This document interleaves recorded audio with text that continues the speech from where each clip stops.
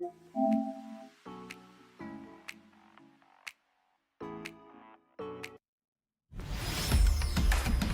what's going on, everybody? This is episode 136 of the Blrd podcast. As always, we have Bandito Mac. What's up? Green Tuner.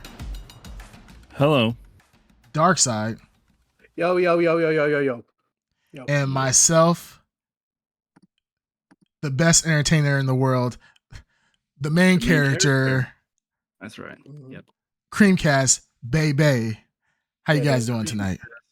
Very good. Good. Very good. Doing amazing, Doing man. really good. Yeah. Starving. Almost starving. Starving. Ooh. Yeah. Starving. Why are you starving, sir? You know, this podcast is a conduit to vent frustrations, mainly about a fifth member of this podcast who's not here. So, okay.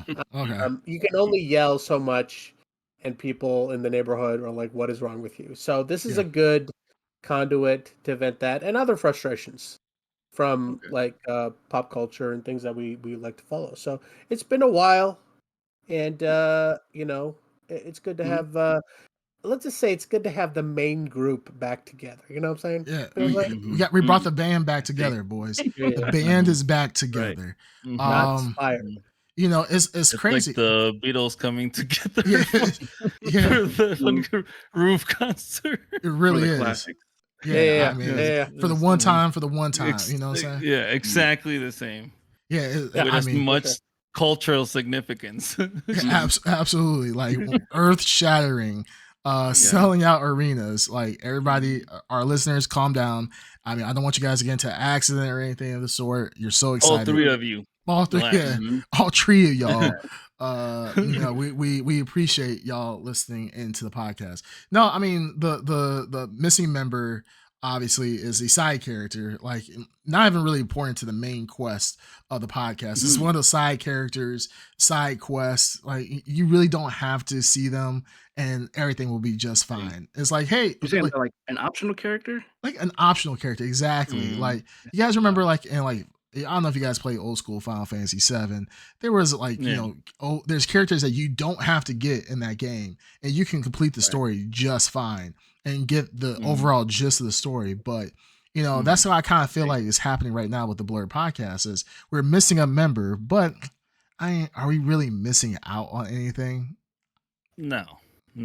It's like the character, and then, like you said, old school RPG where you have to collect like 600 leaves, and you get like a golden vest that does nothing except shines.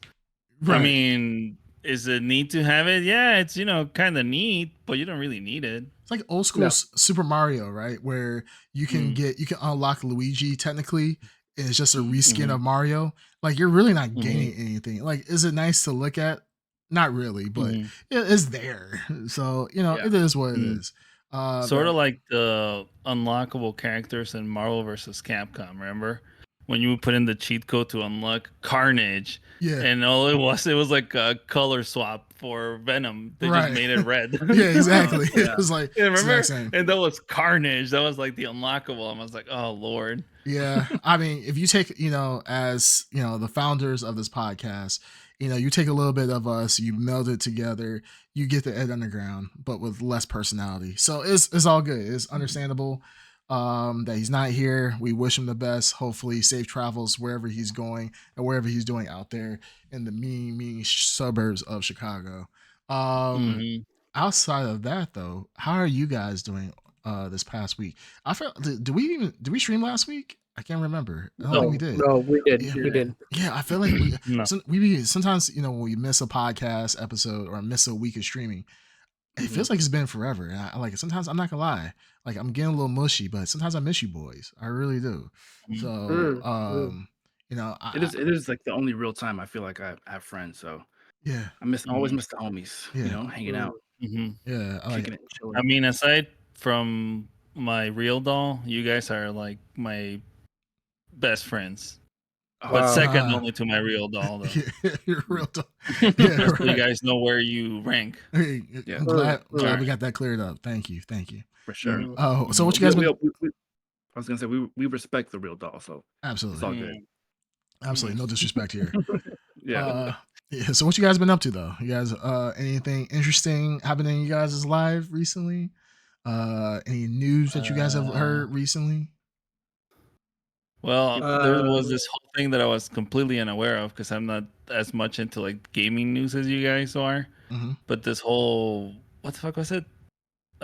Collateral Concord. Concord. Yeah, Concord. This whole I actually had to look up this whole Concord debacle. So was it just a failed game? That's it? Yeah. Yeah. Is that the big Well, news? it started off as more into it. Yeah, it's right? more into it.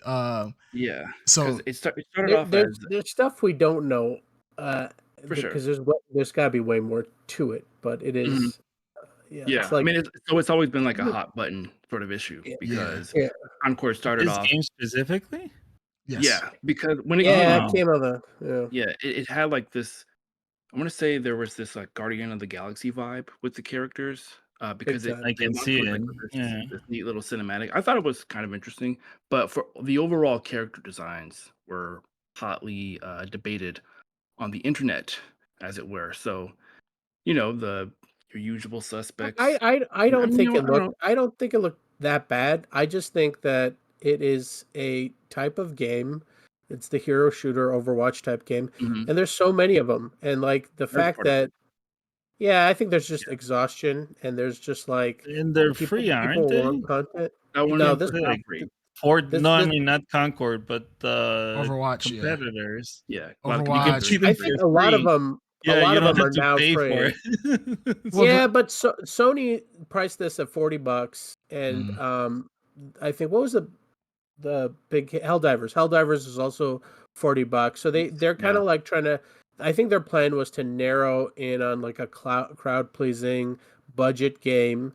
Like they had a big hit already, and they were trying to do it again. I think with Concord, but you could tell with Concord, like this was a good idea when they originally started making this game like 5 years ago, that this would have been good, if they hit it at that time. I think it just disconnected with a lot of people. But I mean, there was a lot. I feel like there was a lot going against it early on. A lot of people were kind of celebrating its doom and kind of getting into that, like kind of wanting its downfall. I feel like. Well, can we just get straight to the meat and potatoes? The controversy of what started the hate for Concord was, and this is a small subset of gamers. I don't think this is the majority of gamers. I think I know where you're gonna go. I think it is boiling up. Like these are the type of episodes that or type of news that Ed Underground would thrive in. He needs to be here for. Yes, but this game had a lot of similarity to this podcast where there's no white guys. So there were very few white guys. Yeah. No, I think there was none actually. I think there's one. There's one. Sure. Oh, okay. Well, initially during the initial launch, when they did the initial trailer, there was no obvious people from the Caucasus region, and that made a lot of people upset. And they kind of, I would say, the opposite of whitewash. They took out. I mean, they were spouting the usual stuff, right? Like DEI and diversity, because there were a couple of different characters that had bigger body types, right? I want to say one of the characters was overweight. I mean, the only thing worse than not having a white guy is just going ahead and not having a white guy and then putting in a black guy, as we've known with the Assassin's Creed. So you got to be careful. You can't not have a white guy and then put in a black guy. You got to know. Have you ever? Is there an Assassin's Creed where you play a black character? I'm glad you finished that, because it sounded like you said. Is there a game where you play a black? You play a black guy. One of the blacks. One of the blacks. No. Because I was thinking, I'm like, because as I'm saying it in my brain, I'm like trying to think, and I'm like, I know you play like fucking Native like American. Egyptians or whatever. Yeah. But I don't know if you actually play someone from like I think you do. a more traditional like African country or something or whatever it would be. Well, the big issue right now with Assassin's Creed is that what Assassin's Creed was before it was codenamed Red. I forgot what it's called now. They had a Rising Sun or something. I don't know. They have a black guy who would be traditionally a Japanese person, a Japanese man, is being played by a black guy, and there's a female assassin as well, which I think most people are fine with. They're just more upset that why does this game take place in Japan and yet there is a black man in full shogunate armor ripping through Japan. Like there's really not a lot of stuff that can happen with that, and I think a lot of people are just kind of confused of why. That's kind of the point of the character is like, he's a non-stealth character. He is. We all know black guys are stealthy. It's a well-known fact. Right. Careful. Like, careful. Are they? Name one prominent black stealth guy. Go ahead. Blade. Go ahead. Blade was stealthy. Blade is not stealthy. He was stealthy in the movie. He was stealthy at certain points in the movie. How many he was very stealthy. Bail you out. Name one more. Name one more. No, you said one. You just said name Black one, Panther. and I named one. Black Panther. Boom. I mean, I'm not sure why that's even why is that relevant. Yeah, I don't know why that's relevant. I know. Why is that a point? I'm just all riled up, you know. I see. Okay. Yeah. But he's a historical character. He's based off of an actual character. Yeah, he's a real guy. He is a real guy. A real dude. But how dare they? Right? No one had a problem when the white guy from Neo was the main character, right? Isn't that weird? It's a little white guy from what? White guy from what? Why are people weird like that? There's a white guy in the game Neo that's based in. Oh he's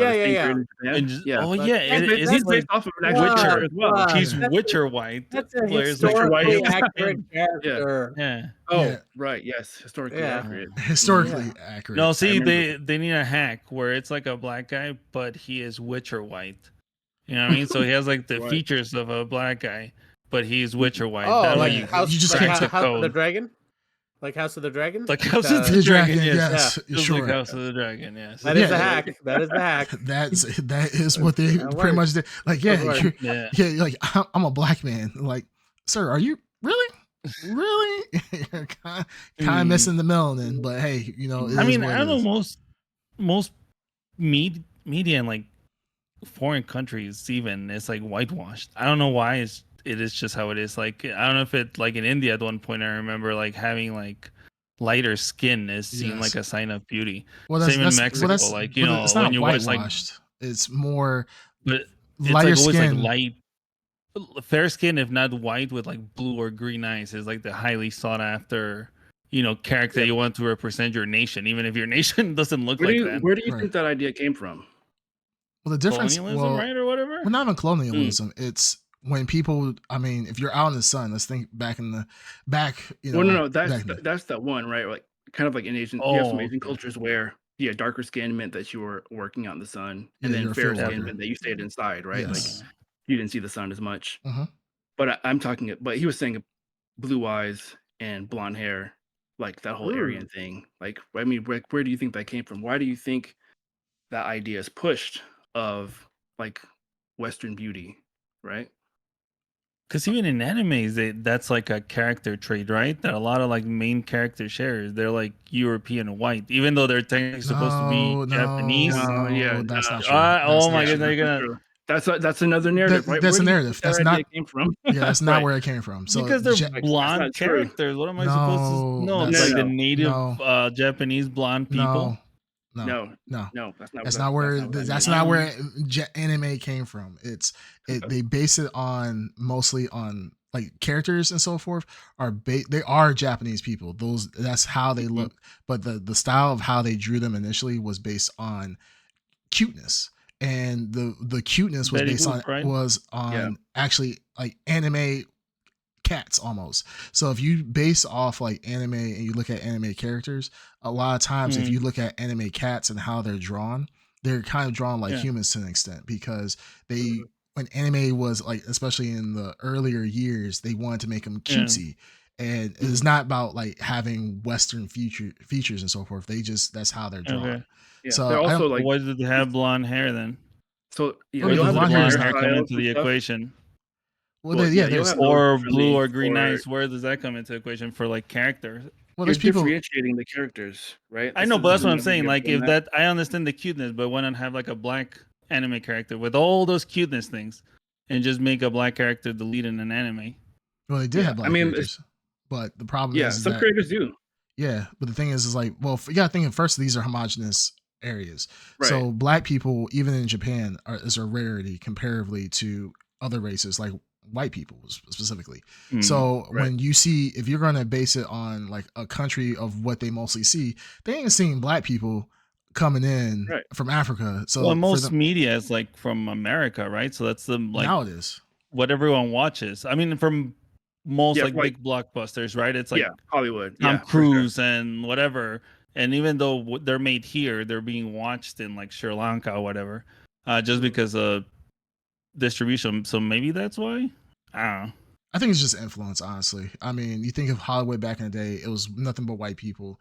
When Hollywood is going overseas, you're just seeing white people. And you go to these homogenous countries, you know, like when you go to like America, where it's a melting pot, you know, we are really an anomaly compared to the rest of the world. So yeah, when you have Hollywood, especially back in the 50s and 60s and 70s, that's just predominantly white people, where white people are playing every race known to man, pretty much. Hell yeah, but- those were the best movies. Those are the good old days. Yeah, that's just how it got shaped. Yeah. And now you're seeing more with like in other cultures where you're seeing black people being represented to an extent. And they're getting away from some of the, you know, more racist tropes of what other races look like and so forth. You know, black is kind of the easy target to hit, but other races, you know, like Indians and so forth, they get stereotyped just the same as black people. Yeah, you know what I'm saying? You guys are part of that umbrella as well. And I think now as the world is starting to mature, Listen, and just because Darkseid owns a Dunkin' Donut and a 7-Eleven means nothing. God damn it! All right. I mean, he does own that. It's coincidence. It's coincidence. Just a That's all. coincidence. And It's just a coincidence. his favorite food choice is curry. I mean, I'm not gonna lie. He does. That's coincidence. And he just incessantly harasses women online, Yeah. just like calling them beautiful and gorgeous. What the Is that a fuck? thing I do? Is that a thing I do? Anyway, okay. I think we're going off topic, but yeah, Concord has gotten a lot of shit. This is not new for Concord. Yeah, we're talking about Concord. Yeah. Right. I don't know where we're getting. Yeah. Yeah. Unfortunately, that game did not just hit the user base that it needed to hit, not hitting the metrics it needed to hit. Yeah, And it's we'll money. be offline What everything on, comes down to September 6th. money, So, right? yeah. It just wasn't generating Sure. money. Yeah, well, It's the not. user base wasn't there. And how Sony is refunding everybody who ordered Concord, so you're getting your money back. But the funny thing is like the user base that is playing the game, they are Mhm. like purposely The loyalists. the loyalists, right? Loyalists. They are Yeah. speed running, trying to get the platinum trophy before they take the game down. Crazy. But I think Yeah. what's probably going to happen is Concord, like Sony, it's not stupid. They're not going to just get rid of the game. They're going to pull a Redfall, Yeah. and what they're going to do is either enhance the game, to be better, or make it free to play. And the minimum amount of people that play it, at least can make some money off of it. They're never going to recoup their money. I think it's going to be. You're absolutely right. I think they're just Free to trying play, to like, right? minimize the like the people who've purchased it. So they want to get all those people taken care of while they can right now before it gets too out of control, and then sit back a little bit, wait for time to pass, and then reintroduce it as a free to play option, and then add a whole bunch of shit into it. Maybe add that white character that everyone wants. Yeah. And as The DLC. man. Isn't there You know one? There's that guy There's with one. the orange There's one. hair. I thought it was white. Yeah. There's one There's person. there's one white guy. Yeah. Yeah, all so right. they got what they wanted.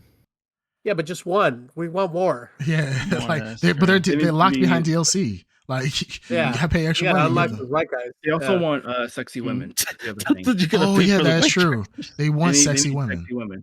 Right. Yeah, they Okay. did say Yeah, no, okay. They're they said like if this the girl whole doesn't look like doesn't give him an erection. Wasn't the main Like- character like a female Asian girl? Like, Wasn't am I sexy wrong? enough. His No, it mind wasn't was not sexy sexy enough. enough. Not sexy. Do you know enough. how big her boobs are?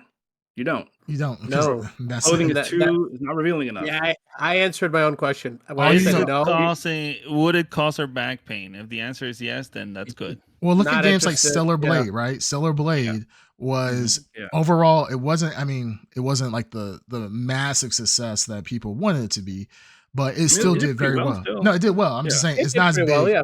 It's not as big as people wanted it to be, or what they were hoping it to be. But it still did really well, and it was censored it was uncensored in Japan, but uncensored in China, I believe, because I think that's a Chinese game. Uncensored in China. Uncensored in China. No, Stellar Blade's a Japanese? Japanese. Okay, so uncensored in Japan. Korean. It's Korean. Korean. Stellar Blade's Okay, Korean. yeah, we're gonna get them eventually. It's uncensored. It's uncensored It's uncensored. in its home country, but in the United States it's censored, and that brought a lot of angst amongst the player base. Well, of course, yeah. So, and that's we got as people many care about perverts that. here too. Listen, you got to be able I care to about that guy. Yeah. boom in like six or less seconds. All right. Yep. She needs to be turning me on immediately. I got to be rock hard. Yeah, rock hard. Yeah. Like you playing with three. I gotta be able to turn on my system with my boner. That's how hard. No. You got to play with 3 joysticks. Okay, there's 2 joysticks on the controller, and then there's a third one. And I think Stellar Blade you're able to. There's a mode where you can play it with one hand. So One hand, Get out of here. Oh Really? yes, I think configuration. I think there's a one hand player mode for that game. So yeah, there's crazy stuff. But talking about games that are doing going against the narrative that some people want, Black Myth Wukong is another game that we had brought on a previous episode of the Blrd podcast. Yes. Black Myth Wukong was in the news. It's staying in the news. It's still hitting records. It's doing extremely well. Recently was under fire recently because it was told that it was not inclusive enough for the current climate of gamers. Yeah. Where did that come from? I believe it was Gamer Rant, Gamer Rant or Game Rant. They want the Chinese to be inclusive. Yeah, they want the Chinese. Compassionate nation in the world, as far as I know. But I mean, it's remove that. Like this is like people have been making jokes about it. They make the main character, who's obviously Wukong, a monkey god, within Chinese culture. They made him with purple skin or purple fur. He's covered in fur because he's a monkey, and pink and purple fur with eyelashes, with lips on. And you could change his gender instead of Wukong-esque, stuff like that. And obviously the Chinese are not playing that.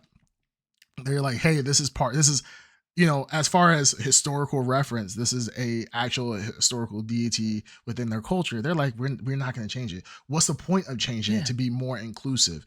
We're just doing this as a fictional fighting game based on cultural stuff within our culture.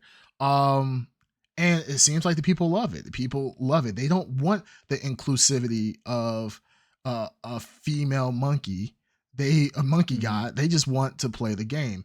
And I think it comes down to a point where it's a battle of cultures, right? There's a culture in the West, and I would say specifically United States, where DEI is a big button topic for a subset of gamers with the United States, and even I would say in some developed countries, the Western developed countries. But in other parts of the world, they don't give two shits about it, and their games are doing extremely well. While we have games like Concord, who are, I don't want to say pandering, because I feel like that's kind of a loaded term, but they're pandering to the DEI movement, and they're failing pretty spectacularly. Now, could games like that fail for other reasons, like Darkside said? Is it just an oversaturation? I would combat that. I would say, I don't want to say they're pandering. They wanted to make the game that they wanted to make. I mean, because I personally know some people that work at that studio, so like I understand that they were trying to create something that was different, right? And I can see how people would, I can see how people would kind of say, oh, they're pandering, but Not really. They just wanted to make a different game. They just wanted to make characters that were not the normal characters that you typically see, right? They wanted to make something unique, but unfortunately, they just didn't create something that actually resonated with a lot of what people would want to see, right? And I understand, like, and you do have the people, right? The crones, whoever, are like, oh, DEI and sweet baby, whatever nonsense. But it's like, it's more to it than that, right? I don't think if they had, because the actual gameplay, I don't think was that bad, right? At least from what many of the reviews stated. I mean, it did have some of its own issues. Again, from what the reviews I've read, I've actually not played the game myself, but yeah, I wouldn't say that they're pandering to any crowd, because I mean, like, what does that really mean, right? Like, they're doing it to please people of color. Yes. And then why is that a negative, right? Because you know what? Minorities. Why do people please the woke mob? That's woke what they're mob. There we go. Like, that you is sound not freedom. Yeah, That this is sounds not like freedom. big. You sound like Right. a lefty Marxist commie. That's what you Yeah, sound that's like. what it sounds Yeah. like. It sounds Yes, like, no. you know, I don't hear freedom when you're talking. I feel communism. I feel prejudice. Like, no, give me my games with just big tits and certain white characters. boys. Yeah, big tits and white boys. That's all I want. Right. No, that's why I said pandering is a loaded term, right? I don't think necessarily. I couldn't think of a better word in the moment. Maybe try to appeal. I don't know what the correct word again, would be. like, is that negative? I'm trying No, to it's not appeal. negative. I don't think it's negative. Everyone tries to is, appeal to a certain market when you make a game. Yeah.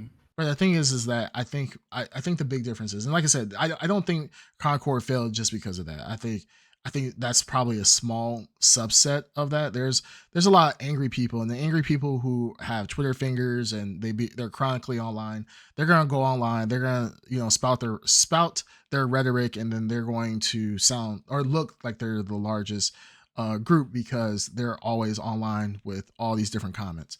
What I think ultimately at the end of the day is, like, for games like Concord, I do really think it's an oversaturation. I don't think that the DEI or the woke mentality or whatever is the sole reason why it failed. I think you have Overwatch. You have Overwatch. Well, technically now The Overwatch 2. competition is You have too high. Yeah, you have games like, and you're coming in with like nothing, no IP, no anything that people can recognize. Well, you're gonna keep it if you're gonna keep it apples to apples comparison, right? Like, there's not a lot of team-based like 5v5 games out there to this extent, right? There's the Overwatches, you have Apex, but Apex is more. I don't say that's not even a team. It's a battle royale. It's a battle royale, so that's not even an apples to apples comparison. You have like the Call of Duties. That would be another one. Didn't the Marvel game just come out? That's basically Overwatch. Yes, or Marvel. Alliance. Is that free? Was that free to play? It will be. It's not out yet. Okay, it's not out yet. Okay, it's not out. But I'm saying there's not a whole lot. If that is okay, so if like the Marvel one, which I've watched people play, it's super polished, right? And it's designed to make money off, if it is a free to play model, if that exists, then, and all these other things that we've put out there are all competing for people's attention. It just seems like Concord, just like Suicide Squad, is dropping in at a time when a certain type of game has reached its time with gamers, and they're kind of sick of it, and it's just something that, all right, this makes money, pump it out. And it kind of, even though Sony, I don't think, has a history of doing that, right? This is their only one they've ever done, right? Like this. Like a hero shooter. I think the genre's called. I mean, this is the hero shooter. This is not bubble game, right? This is like kind of their first foray, like major foray into. I mean, it's like they've had a couple of other ones. I mean, they've had Foam Stars, which also didn't really land super well. And obviously they have Helldivers, which did really well. Yeah, and I think it just boils down to that. I think it just comes down to like it's oversaturation with a certain type of game. That's well, same with Suicide Squad. This is $40 too. This is a $40 game when you have comparable other games that are free to play. And then you can just do microtransactions. Like, if I had to take a pick of, hey, I'm gonna play this game, but then have the same gameplay mechanics as another game that's free, but that game has been out for many more years and is a lot more polished. I'm going to choose the more polished game. I mean, the hero shooter games are not that. There's other ones that are just doing it better. Once again, that are free. So it's like, why? Sorry. No, I'm saying it's like there's no reason to jump into this and pay the $40, especially to be kind of a beta tester of this game or be a first adopter. In that same idea that you're talking about right now, like I had read, because there's so many games, like you said, that are already well established. But if you were to go into Overwatch right now or Apex Legends or any of these hero shooters or whatever it is, you will be destroyed by people who are playing it every day. So this was like an opportunity for people to get in on the ground floor in a new game that was similar to that and have, like, you know how those games have a little different feel in the beginning, and then after a period of time, it's just like the cream of the crop rises to the top, and you can't compete if you're a casual come and go type of person. Something like Overwatch, though, it benefits from its large player base where you can pretty much find people at your skill level. Yeah, exactly. Like a lot of the bad people are going to be in that same pool. I love your political correctness. No, there's skills. A lot of the bad people. Skill-based game. It's skill-based gaming. It's skill-based ranking and matchmaking. So yeah, if you're trash, you're gonna be with trash people. That's as simple as that. And if you're good, you're gonna rise up eventually. And that's the thing with like these, especially these shooters, these PvP type of shooters. People want to get better. That's the whole point of like these online games where you're facing other people. If you want to play casually, you can play casually. Now, are there going to be people that are going to be smurfing and be absolutely dog stomping your team, and just because they've bought a new account and purposely put themselves lower? Sure, but I mean, you usually are placed with people within your skill rank. Yeah. So it is what it is. Like I just feel like. With Concord, I feel like this is something that could have easily been avoided. Also, I didn't really see any marketing for this game at all. This game wasn't like really advertised that much. I saw nobody. Nobody really talked about it. We saw it at the State of Play that one time, and then it just kind of. I didn't know it even came out. That's the crazy thing. Like until it hit the news that it was failing, I didn't know that came out.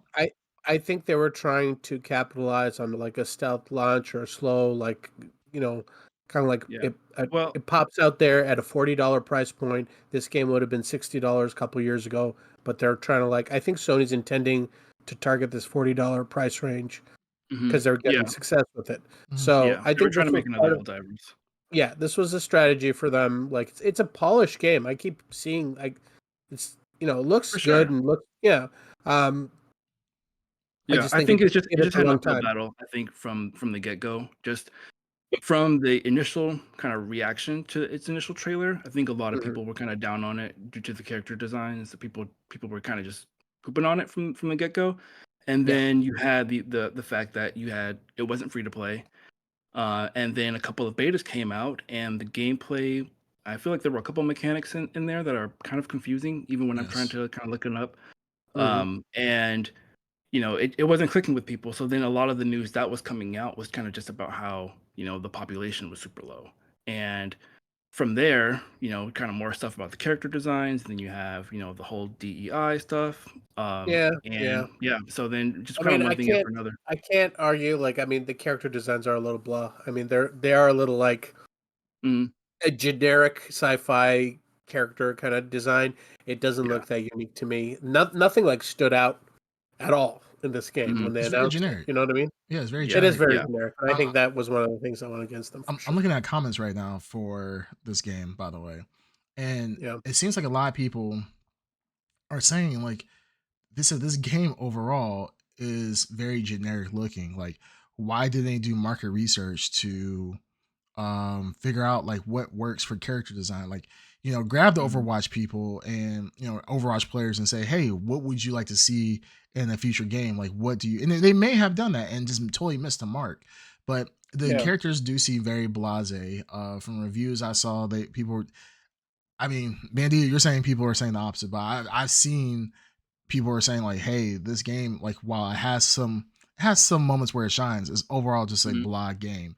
A lot of things that just needs to be worked out. For sure. like I've heard it has its issues, definitely. Like it's not great by any means, right? Or like it's not as if it's secretly one of the best games or something like that. Like it definitely, from what I've read, like it definitely does have its issues. But I'm saying it's not the worst game, right? I'm not saying I don't think that it's as bad as a lot of As people what make it happened out to to it. be. Yeah, exactly. I don't think it's that bad. I agree with you. If this There's was way worse games that should like For sure. would like, and it just seems like the news cycle also like played a big part in this, and Yes, like I was gonna say, I'm like, why is this such big news? That's why at the beginning I'm like, it's just a game that failed. That's the news. Like, yeah.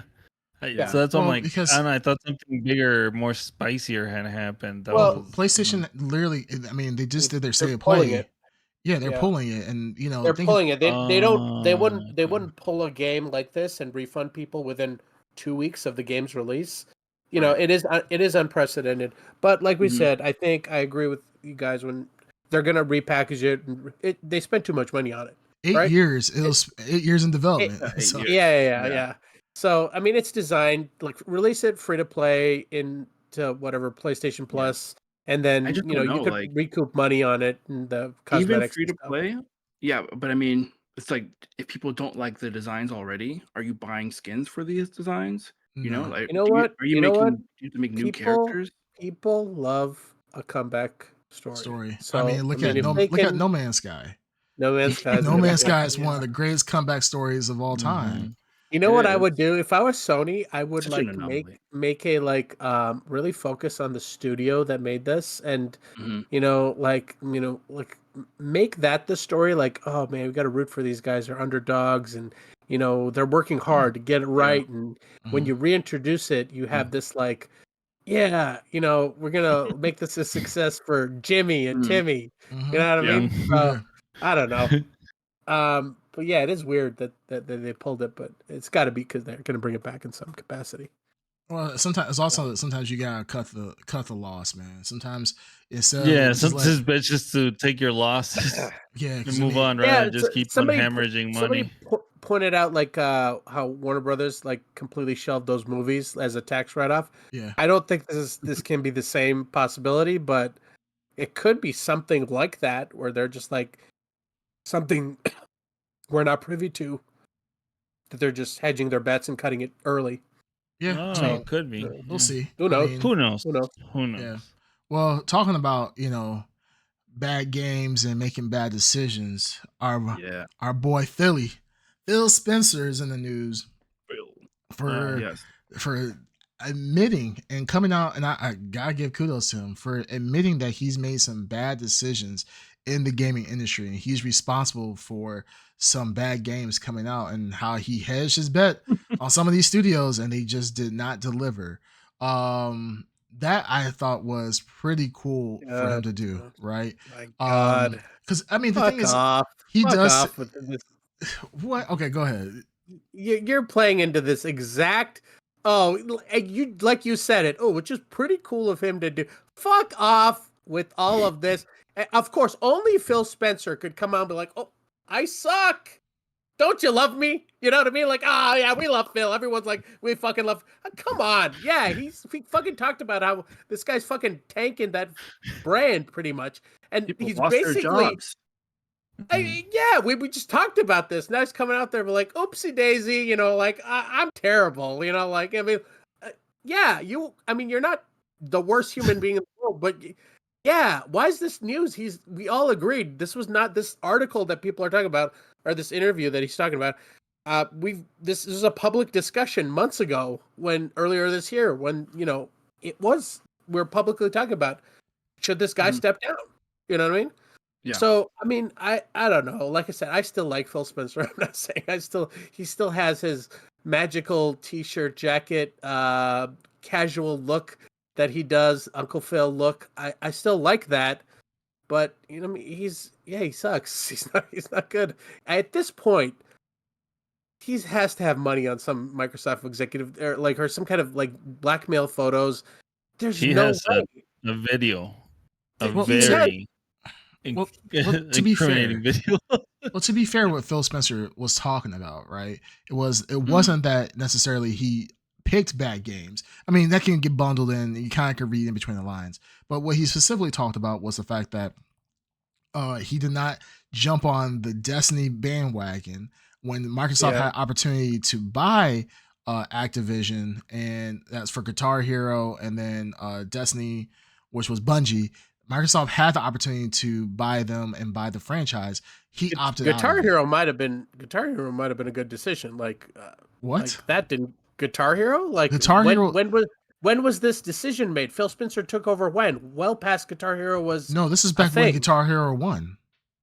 He Guitar Hero 1. Yes. Okay, that's fine. So but the staying power of Guitar Hero kind of like 2 generations ago. Right. Like Guitar Hero hasn't been the greatest recently, but when did in Phil the past Spencer few years take over? I don't remember. I feel like he must have had a long reign then. That I can't. But I feel like Guitar Hero was after his takeover, like the heyday of Guitar Hero. You know what I mean? Like. Mm-hmm. Well, you say that was like PS2 and 3, right? That's like that generation. 360. 360 generation. Yeah, 360 generation. That's like, Phil Spencer didn't take over till Xbox One. Even with Xbox One, right? Let me see. Phil started working at Xbox. Let's see. He took over after Phil. He joined the Xbox team in 2001. So he joined the Xbox team in 2001. So that would have been within the time period. Don Metric. He's been the head of Xbox since 2014. So maybe as he's maybe talking about previously, maybe with Guitar Hero, because I know when I was in college, Guitar Hero was massive. This is back 2005, 6, 7, so forth. That was massive back in the day, and I remember having jam sessions and buying extra guitars and drums so that we could be able to play with friends in different dorms and everything else. So I mean, but that trend ended with like pretty much the 360 generation. It didn't. Did it make it to Xbox One? I don't know about PS4? Xbox One. I played it during the 360 era. And 360 era. For Xbox One, but not as many as they had for like 360. Well, obviously, Phil Spencer had some kind of influence. His regrets some kind of decision somewhere. So, I mean, I'm not trying to take that away. It just seems like that might have been the right decision, knowing that Guitar Hero didn't really Activision tried hard to bring it into back. Well, what's funny? Acquiring Activision, he doesn't he now own Guitar Hero? Technically, I think he did. Wait, right? Is Guitar Hero Activision? Let me take a look. Yeah, it's Activision. Guitar Hero. He does. Maybe it was the original is Harmonix or something like that. But Harmonix, yeah. Harmonix did Rock Band. Rock Band. Okay, that's what it was. Okay. So Guitar Hero was Activision. So they have it now. But yeah, Activision. I mean, Guitar Hero. There's no current Guitar Hero. I don't think there's a PS5 version. Last one it says is PlayStation 4 and an Xbox One. So Guitar Smith, remember that was their thing that they were trying to do, was like a real guitar. You could attach a real guitar to it. I remember that briefly. Oh yeah, you actually learn guitar. Yeah, how to play guitar. Yeah, I think that was the last thing that they did. Could be prime for a comeback. Yeah, but I mean, Guitar Hero did create it created a fad. It created a new genre during that time. Like even now, it's funny because my nephew plays it's not Guitar Hero per se, but it's still like one of those like you gotta press the button or press the screen. Beat Saber? No, it's on the iPad, and he hits it. You gotta do it with your fingers and so forth on the iPad. It's a Guitar Hero clone. So it still lives in some form out there in the wild. Games. Yeah, but it's not at its heyday, former glory as it was before. So I mean, it is what it is, but it's hard to push, plastic instruments. It really is. Yeah. I mean, Destiny though. You were talking about Destiny. Yeah, I would say that's a pretty big. That would have been a huge addition. Yeah, huge. Nobody saw how big Destiny 2 was going to be. Even Destiny 2, Bungie, they were like, "Hey, this is looking pretty bad." Well, when Bungie like broke off and they launched Destiny, didn't PlayStation have an exclusivity with Bungie in the beginning? Like they had some kind of weird little bit of an exclusivity with the beta. Remember that? I Bungie remember Yeah, slightly. that was Bungie. yeah. Destiny It 1 was like came it out. would show up on So, Destiny Destiny. 1, It showed yeah. up on PlayStation Yeah. first. Yeah. Yeah. So I wonder if I wonder if he's. I didn't read the article, so I mean, you could probably cover that. But like, I wonder if like they had the opportunity to scoop in before PlayStation like swooped in to get Bungie. That's before they even acquired them. But yeah, I guess that would be a regret if I were to. I mean, if I was Phil Spencer, I would have way more regrets about other things. But if he's talking about Destiny, that's fine. Did he bring up any other regrets? No, he just said that there was many things that there's other games that he didn't disclose that had the same level as Destiny. And he specifically mentioned Guitar Hero, but yeah, Destiny was one of the biggest ones because this is at the time when, as you said, Bungie had broke off from Microsoft with Halo, and they had made Destiny now at this point, and my PlayStation got hungry. They're like, hey, we want to eat this up because I mean, who doesn't want to be with the legendary Halo creators and so forth? Yeah. So, but yeah, he didn't specify anything else but Destiny and Guitar Hero. But to be fair, I mean, those are pretty big ones. Like I said, Destiny in of itself, from Destiny 1, extremely popular. Destiny 2, it came out strong, a little weak at certain points and certain expansions, but I think that's with any game. Thinking about games like WoW, there's certain expansions that are going to be higher than others and so forth. But right now, Destiny 2 is doing very well with the Final Shape expansion being out and so forth. And very well now. Well, not now. Final Shape did do well, but they still ended up having a second layoff afterwards. Yeah.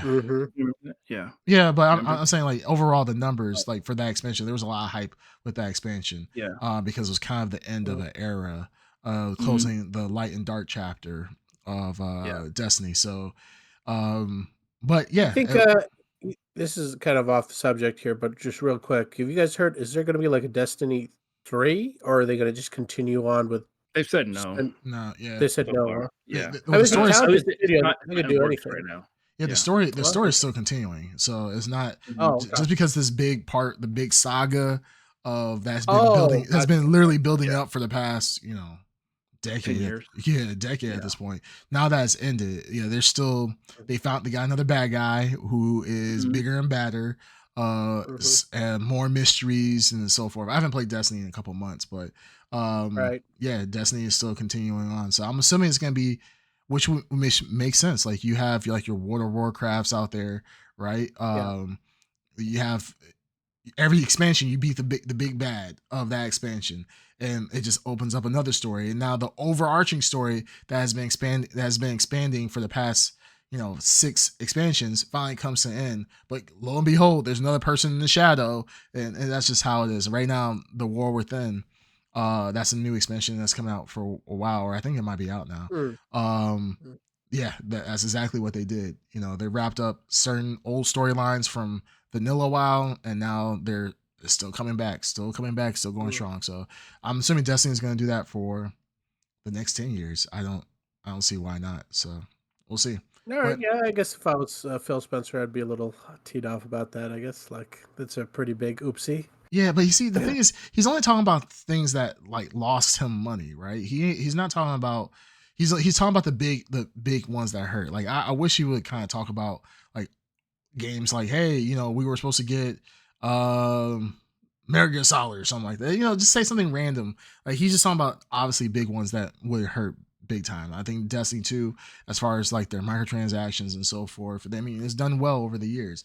I kind of wish he would kind of talk about more of what they kind of passed on and like Sony picked up or became multi-platform. I think that would have been kind of cool, but I get it. It was kind of an impromptu interview, so it is what it is. But yeah, I mean, it's our boy Phil. This is the year of the Xbox, baby. We're in 2024, almost at the end. Xbox. Yeah. Xbox is just getting better. Again, it's not based on a Gregorian calendar. We gotta say this. So it is the year, but it's not a Gregorian calendar. It's its own. It's called the the Xbox Equinox. Yeah, You gotta wait for it. Yeah. It's a year on like Neptune, like however long.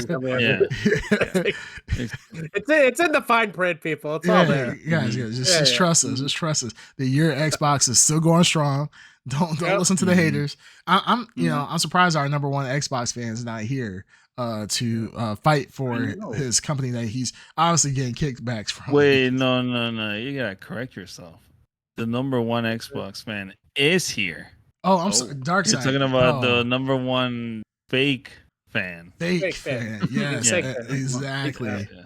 I mean, he's still holding out for KI. KI. KI 2 is gonna be that's coming. Soon. That's coming. It's in development. Was that one of Phil's regrets not bringing back? I think so. Oh, that might have been like number one. Yeah, number one. Yeah, he probably like pulled the. They can't get it right. He told them as soon as they can get it right, as soon as they can crack that code, it'll be out. It's like it's They're having like a board meeting, and Phil's like tenting his fingers. He's like, "Will Ed walk away from this game?" Like back to the drawing board, scrap everything. Ed to return. He's like, when will Ed come back to the boat? If he just comes back and says he needs KI3, I'm immediately he's gonna have it. It's probably like two guys that have like keys around their neck. They just it's a turnkey solution. They're just waiting for the nuke codes and just turn that key. Underground. And it shows up in the marketplace. He's like, holy shit, it's on Game Pass. It just shows up to Ed. And it just plays against bots. He doesn't know that it's real people. He just plays with bots. He's just happy as a pig in slop. Huh? Would his heart survive that? I don't know. Would Ed? Yeah. Have you? I mean, you've heard of spontaneous human combustion. I think it'll be human busting. I don't know about it'll be spontaneous combusting. That's what that will happen. Ed will just. I mean, I don't think we'll ever hear from Ed ever again. Ed wouldn't even just be cocooned in his own protein. Oh my goodness.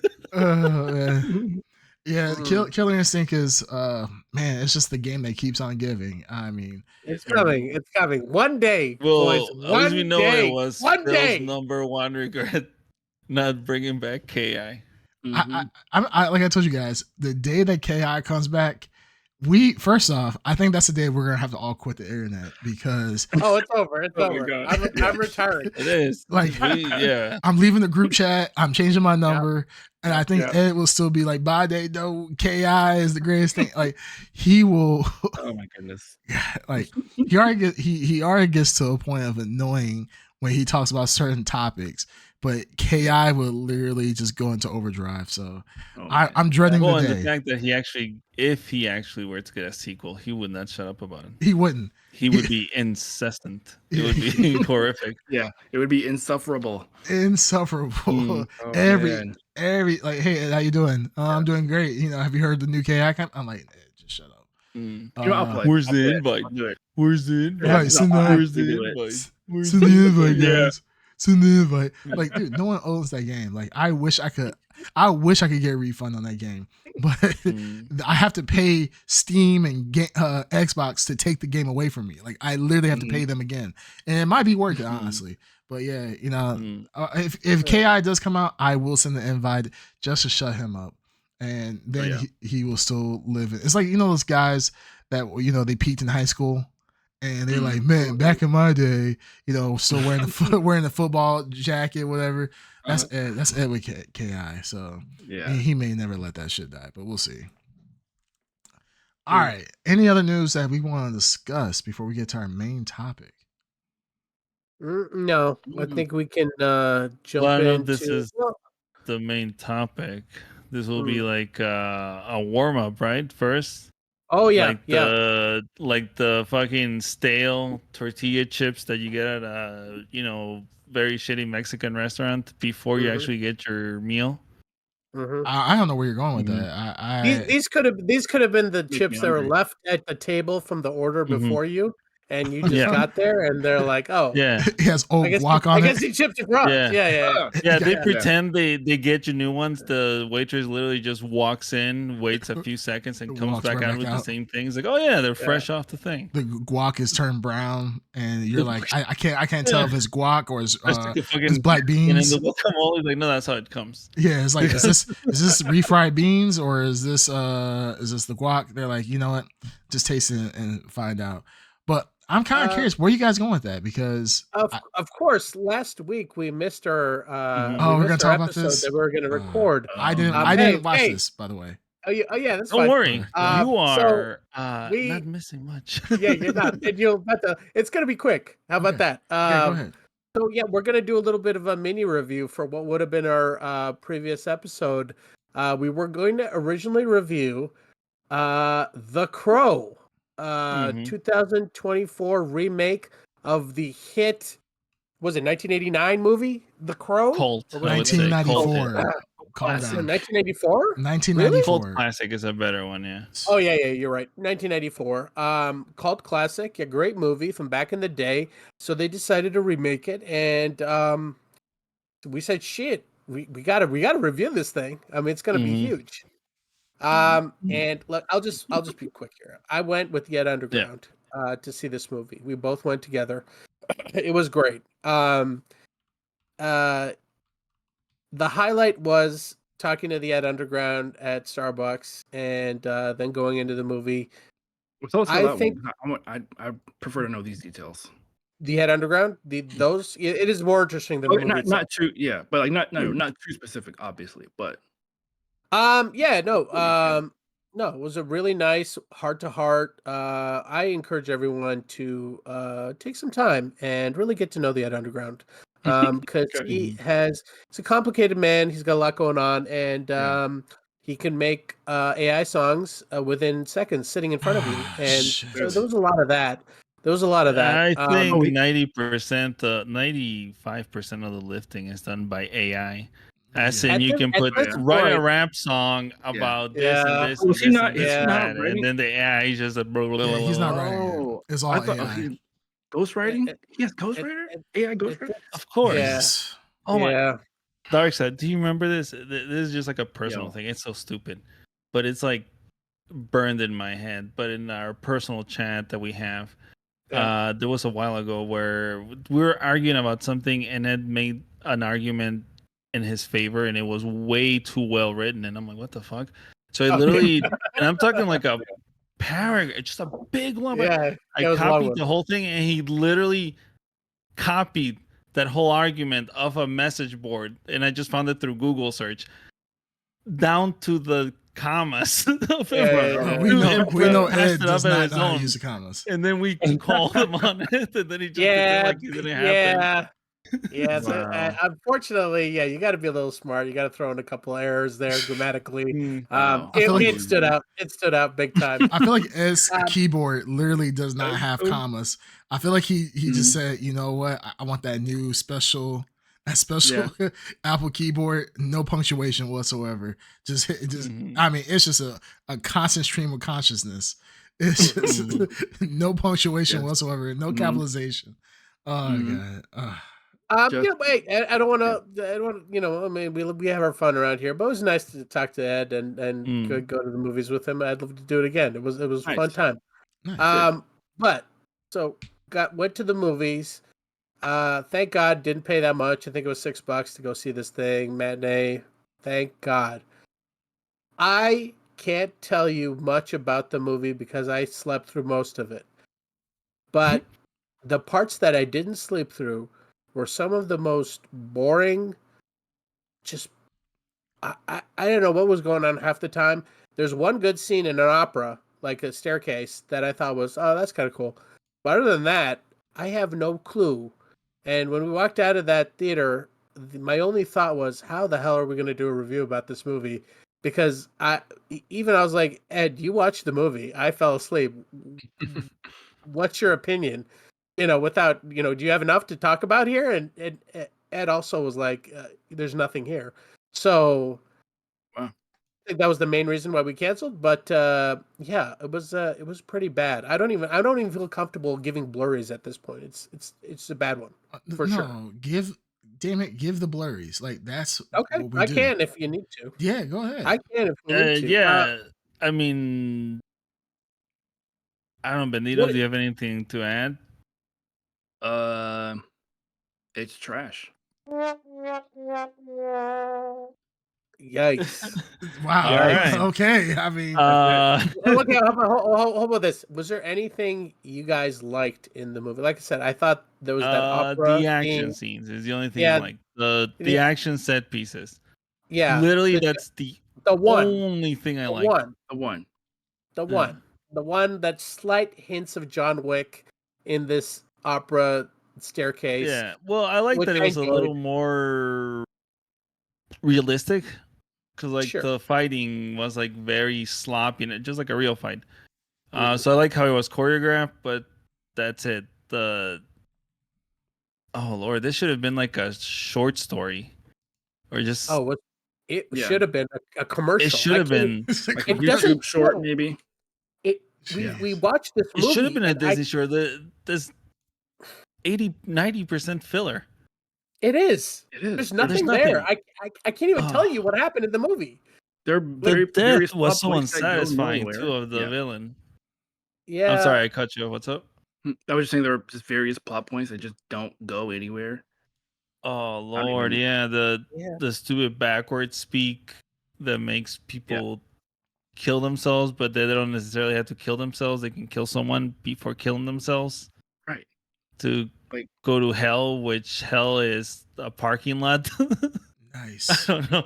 It's just What about Lord. what about the performances? You guys think anyone was particularly good? Was it Bill Skarsgård? Is he the main lead? Yeah, Bill Skarsgård and Yeah. FKA Twigs. FKA Twigs. Twiggy, Yes. as I like to call her. Yeah, she's. I don't know. I don't feel good because saying anyone's terrible. I just think that the script was. They nothing. weren't good. Yeah. They weren't good. That's what it Yeah. comes down to. I can't tell. Skarsgård is capable of good acting. He was He's a just good not good in actor. this. He's a good Right. actor. And He just was not good in this. She was and not good in this. Is this the Zoomer response to the Gothic Crow? Is this it? Because that's part of what I wanted to see. What is today's Crow? What is today's goth emo Avenger? No, I mean, super sensitive and everything. you can literally pull. There's like so many like things that you could do with the Crow to make it more like contemporary, but this felt like a very someone that doesn't know what's contemporary, and this is coming from someone that doesn't know what's, I'm old. I only know what I like. I don't know what is currently modern. But even I could see like this is some like someone that just doesn't know what's cool trying to really make it cool by just like grabbing like this is cool, just putting in a fucking blender and this is what people think is cool. Yeah, this is what people think it's cool. Yeah. And like there's no payoff. The villain, like the death, everything was unsatisfying. There was no real like battle. I never felt there was no sense of urgency. There was nothing. Just absolutely, it was amazing how empty it was. It was an empty experience, and like it was a very empty experience. While we were watching the movie, oh, by the way, Ed Underground and I were in the theater alone, just the two of us. This sounds real romantic. Very romantic. You know what? It would have been if the movie was good, and it just ruined the mood. So, and now, Ed, so the main character, there's like a couple sex scenes. I don't know if this was rated R, but there's like the dude's butt they showed a couple times. Ed Underground goes into this fit of giggling every time they show this guy's ass. Like it's entertaining. That was more entertaining than the actual movie itself. But as soon as that happened, I had to turn over and be like, "What the fuck is wrong with you?" But That sounds like Ed. Ed? That is exactly Ed. If you know Ed in certain situations, that is Ed. And you touch Ed on his back, he'll start giggling, and I'm just like, start giggling. Ed, you have to do. That's why every time I see him in person, I start like hugging him. Because he does nothing except he like shrinks down and starts like giggling like a schoolgirl. Yeah. Anything related to any kind of homoeroticism, even in concept or imagery, he starts giggling. Yeah, like, you shake his hand. He shake his hand. He's like, ugh. I'm like, Ed, I'm just shaking your hand, dude. Like, calm down. Yeah. Now, granted, I do, do take the. I don't know. Of course, you have to. The we little all finger, the little tickle. Apparently, just for our listeners, I don't know if this is true or not, but a symbol like if you're with another person of the same gender, you could take your middle finger and like if you're shaking someone's hand, you can take your middle finger and rub the inside of the other person's palm while you're shaking their hand to signify that, hey, I'm of a certain persuasion, sexual preference, and so forth. Are you interested? So we used to do that to I didn't know that meant that. Yeah, so we used to do that to Ed. Now I don't know if that's necessarily true. I heard that was a thing. Yeah, we used to do that to Ed, and Ed would start like, I'm like, hey, calm down, dude. I'm not actually trying to preposition you for sexy time tonight, but Ed always acts so he overreacts in these situations. So I kind of wish I was there to see him. Like I can. Like, how like your kids, like when you're watching a movie with your parents and a sex scene comes on and you just get real awkward, or like you just stand there like, or you just sit there just like, oh, I'm not looking. You're looking, but you don't want your parents to know. That's how Ed acts. Ed, even though he's a grown ass man, when he's around other grown men, grown ass man. Yeah, you see some bare ass man cheeks, whatever, in the movie. Ed will act so awkward. It's just me and him in the theater. Yeah. It's so weird, but it's absolutely appropriate for Ed. Like, so it was nice. But anyways, that's the movie review. We're really glad we dodged it. Ed Underground was really pushing hard to review the movie. So I mean, I wish he was here to really let us know.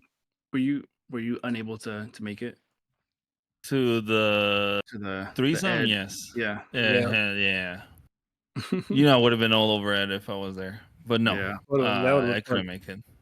Which is crazy because I mean, Ed. I remember Ed being really into this. Ed back in the day was such a Brandon Lee Crow fan. I think because it reminded him of Sting to an extent, but it was that dark emo character. Not to an extent, like mainly exclusively because of Sting, the wrestler. Yeah, you have no idea what kind of love Ed has for Sting. Okay, it's not healthy. It's not healthy. And it's not well natural. In the sense that it's like what's it called when you like infatuation, adore like a celebrity or whatever. Yeah, that's what it is. Yeah, it's like infatuation. Yeah. So Ed would especially back in the day. I don't know how Ed feels now, but Ed used to act like this was the second coming of Christ. The Crow is like it was like the defining genre or defining movie of his childhood. So I'm not surprised that he really wants to see this. I'm surprised that he's not here to talk about it, but I'm kind of upset for him because this was an experience, right, for Ed. I know we've talked about it in the past. I didn't get to see the movie because I was out of town at the time and didn't get a chance to see it. I was in a very rural area and I wasn't going to push my luck with it. But yeah, I mean, for Ed, he was really hyped. He was really excited about the prospect of this movie. He loved the original Crow. I don't know if he cared about the sequels that came out after it, but which came first, Crow or Matrix? Crow. Okay. Yeah, Crow was like the first one until the Matrix came out. Because I remember he was also obsessed with the Matrix. Oh yes. Yeah. Well, I feel like a lot of people were. Crow for sure. Was one of the... Yeah, but Ed was extra obsessed with the Matrix. Oh yeah, he He was, and he still is, but yeah, I mean, for people who I'm going to see the movie still, probably when it comes out on VOD or something like that. Streaming. Yeah, streaming for sure. Yeah, I'm not going to pay for it. It better be free. No, do not. So, do not. Yeah, I feel bad for people who really love The Crow and finally got the remake that they always wanted, but it did not capture the essence of what I guess the original Crow was. I mean, I would love to meet that person because I think that there's no way that person exists. Well, we know one. That's the Underground. He wanted this movie. Yeah. He wanted this movie to work. But it just what didn't. I'm saying, but if I don't think I don't think there's anyone who wanted this movie to work, and this is the movie that they wanted. No. I think it fails. Yeah, catastrophically on every level. No, I agree with that. But the thing is that with Ed, it sucks that it was like that. But hey, this movie, really quick, just want to run the stats for this movie. This movie, sure. How much do you guys think this movie costs to film? With FK 20 million. Twigs and Bill Skarsgård. 20 million. No, 30 million. Oh, this movie? 30 million. 30 million. 60. Okay, the closest person is, drum roll please, Green Tuner. It costs estimated 50 million to make this movie. Now, when they said when you do worldwide budget, you're supposed to times it by 0.2, so roughly $60 million to make this movie. Estimated. How much do you think this movie has made so far worldwide? 9 million. Yeah, I was gonna say $15 million. $20 million. Damn, no. I mean, once again, Green Tuner. Damn that tuner. He's so good. He's so damn good. Like this man is a real cinephile. He knows his movies. This movie made over 18 million. So yeah, worldwide. It's getting there. It's getting there little by little. It's getting there only if you put it to like DVD at this point, because it's dropped out of the top 10 movies after 2 weeks of release. So the fact there's 10 other movies that are doing better in it, that's crazy. I can't even name 10 movies out right now. Well, I think Deadpool and Wolverine shot back up to number one. No, it is still number one. Yeah, it's still number one. I think it's a 6 week. Yeah, 6 or 7. Did you have Romulus? You have. That's really bad. Yeah, 10. Because I can't even think of like 5 of the stuff in my head that are out right now. So the fact that it has dropped below 10. Well, I will say that when the movie started, it had like 1 million production companies that had a hand in making this movie. So like it had the longest like series of names and credits. Yeah, like companies that were involved. So sucks for all of them. It kind of makes sense if it costs $60 million to make. Probably a lot of people had to throw money into the hat here to get this to maybe work. And there was a lot of European companies. It's 60 to make, not counting distribution, marketing, all the other stuff. So even if they were to make 60, they would still be in the red. Absolutely. So they're super in the red right now. So, yeah, they said for most movies the 2 times, right? You do. Well, no, you could do half. So you do half of the budget should go this to felt like marketing. Half, right? I don't remember seeing like ads everywhere and everything. It seemed just like no, there was a lot of ads out there. Really? Yeah. It didn't feel that way to me for some reason. I saw on social media. Yeah, social media. On Instagram. Okay. Yeah, I probably haven't been watching stuff, but yeah. Yeah, with the things that ad blocker didn't catch, it would show up, and it was pretty. And it would be short little clips though. It wouldn't be like a full like commercial or anything like that. It would be like 10 seconds. It'd be like the Crow, and you'll see him turning into the Crow and like coming out soon. It's just like the fuck. That's it. Like it told nothing about the movie. So I mean, it is what it is. But yeah, this movie's hurting. Yeah. So. Big time. Yeah, a lot of missed opportunities. Yeah, the Crow, cool character. They didn't even do anything cool with the Crow. Like, I mean, the Crow stuff wasn't even cool. He didn't even have the makeup. Yeah, he just had the black shit on his face. Yeah, the black shit on his face. Well, it was like like markings. Technically, it wasn't actual makeup; it was markings. He got tattoos from his black blood or whatever it was. Anyways, all right, let's move on to better. do you Let's want move on to this? other things. No, better things. Wait, we get really quick blurries. Yeah, blurries. I had a good nap. I had a pretty good nap. The popcorn was good, so I will say half a blurry. I'll give it a half a blurry. Shit. Okay, that's fine. I mean, and then Ed's giggle. Ed's giggle also was a big deal there. Wow. I'll give it 4 blurries just based on only the action scenes. If I could have like a cut where it was just the action scenes, no plot, it would just be action, and it would probably shoot up. But Creamcast don't even like not even stream it. I can't even tell you. Here's the thing, though. You'll watch it, and then you'll tell us like, why did you guys make me watch this? Like, no, we're trying to keep you from watching it. It's I'm gonna watch it. It's not horrible. You're not gonna whatever, but it's like it's gonna be time that you're gonna be on your deathbed regretting wasting. yeah, that's literally. I can't even tell someone if you're casually flipping through the channels and you see it there, not even to stop for a little while, it's not worth your time. It's that much of a empty drain. Like, you're better off watching anything else. I'm looking right now at my local theater. You're better off watching that movie where the pool kills people. What's the thing called? The pool. Not Marco Polo, hide and seek, something like that, like hide and seek, whatever. Not Adult Swim, Night Swim. Night Swim. Night Swim. I haven't watched Night Swim. I don't know what the plot is, but I can with certainty tell you that movie is going to be more entertaining than the Crow. You'll get more out of that movie than the Crow. So really quick, Bandito, you want to give your blurries? No. Well, 0. Damn. You have to. Okay, no, you can do half. Half? Yeah, no, 0 is like a thing that we always give Ed. We can't.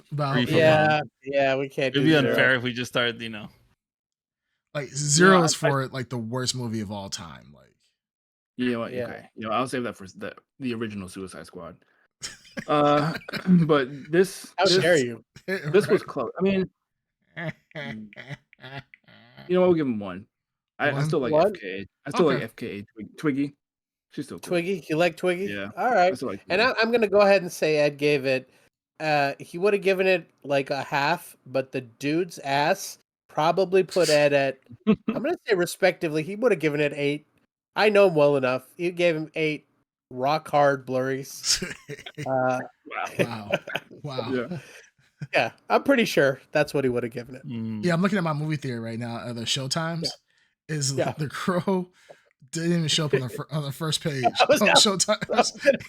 Like, I have to scroll. I have to scroll over.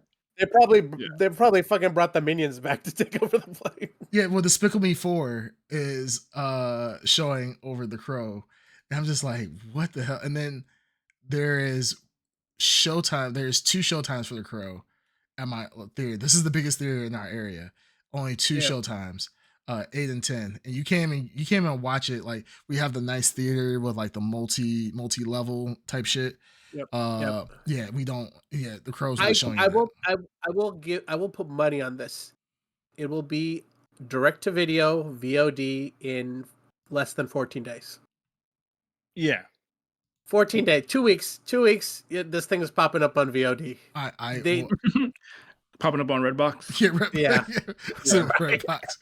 Exclusive. That's too good. It would probably be like Tubi. I was gonna say it's gonna be on Tubi. Oh man! And it was like, even with Tubi, you not even watch it front page at Tubi. It's gonna be just uploaded there. You'll have to actually do some work to find it. They just tossed it in there. Yeah, it's on Tubi somewhere. Well, when I watch it, I will give you guys an honest review of it. I feel like you guys are being a little harsh. All right. Listen, you can watch all you want, but you cannot complain about it. Yeah, we already warned you. We warned you. Okay. It's like what is it with that person? They told him not to look back. God told him not to look back, and it turns into salt. You are going to be salt, basically. You are too tempted. Yeah. Yes, exactly. Okay. I'm tempted because it's like, it can't be this bad, but I mean, watch it for that at least if you want to, but yeah, I mean, it's it's a movie. Like it is a coherent. Like somebody made it. It is a thing that yeah, exists. there is a plot Yeah, ish. Sort of, You know? yeah. All right, I'll check it. I'll check it out. You almost said coherent. Yeah. I was like, what? I thought you guys were about to say coherent. So I mean, like it's coherently distributed. I'll put that. Like it made it to the theater, right? Like somebody put it together, and it's there. There are sentences which add up to plot. Yeah. Sorta. Yeah. Okay. I mean, look, it's almost a movie. Okay. I'm pretty sure it's a movie. I'm pretty sure it's a movie. I think we watched the movie. Yeah. I'm gonna watch this and I'm gonna enjoy this. You guys are haters. You always will be haters. Oh wait, shit.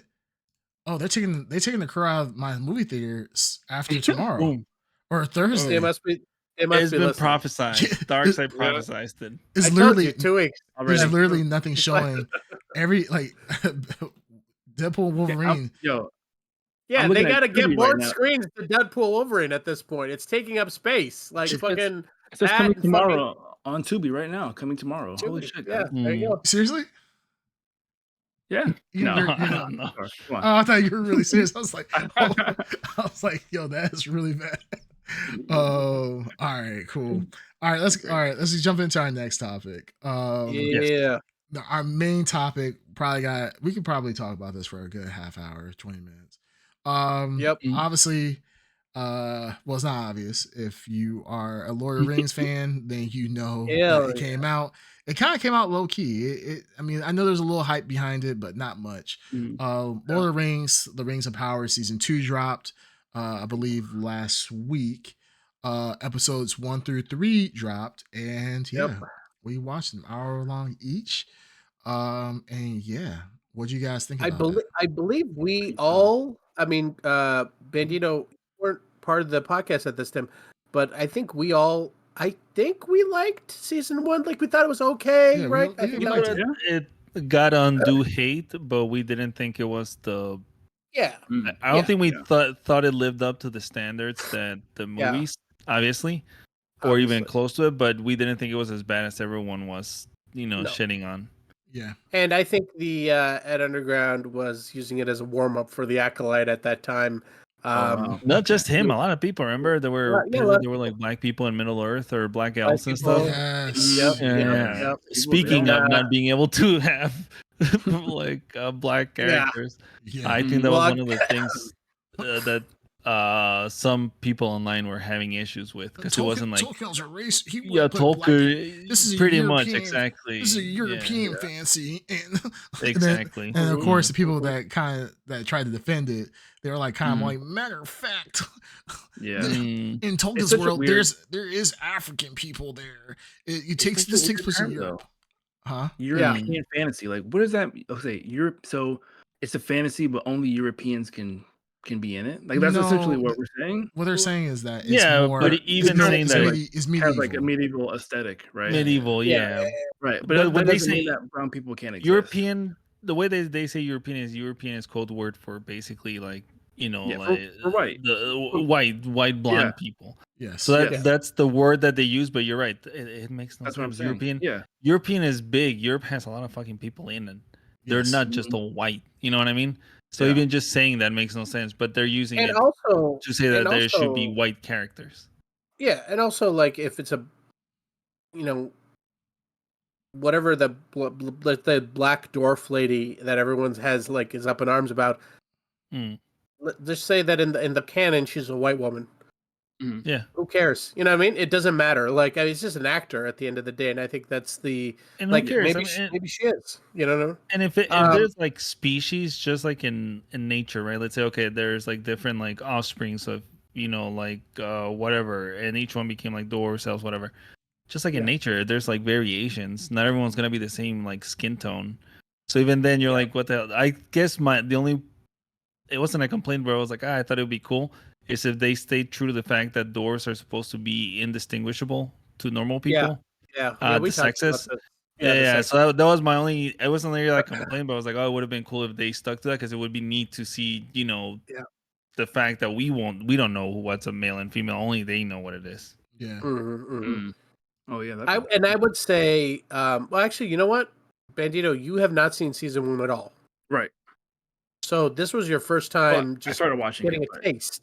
Yeah, but you didn't you finish turned it off when you saw the Black Elf. You're like, fuck. I was this. like, what? This Fuck is my immersion. I can't be immersed in this. Well, what's your take? What's your take? What do you think? We just reviewed the first 3 episodes. That's all that's out right now as of now. So what's your hot take here?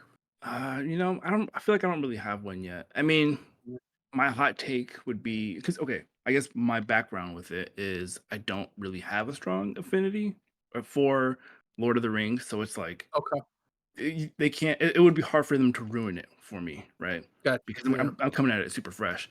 But I mean, so far it just seems like standard high fantasy. You know, you got Galadriel doing battle maiden stuff or something like that. If I'm getting it right, I sort of misremembered. You're saying you have not watched the Lord of the Rings extended edition 40 times already? Unfortunately, I keep missing those marathons, man. You know. Yeah. Wait a minute. Are you telling me you haven't watched the extended cuts?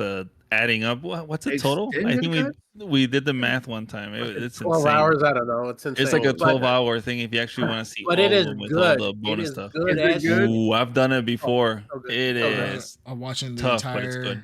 Like straight. Lord of the All Rings 3 of them extended. back to back. Yeah, That's a rough one. I tried getting my wife to watch one of them with me, and Yeah. no, that wasn't happening. Yeah. Oh, are you watching all of them, including The Hobbit too? Right. I was gonna ask that. That's too hardcore for me. Okay. Yeah, that's too much. That's too much.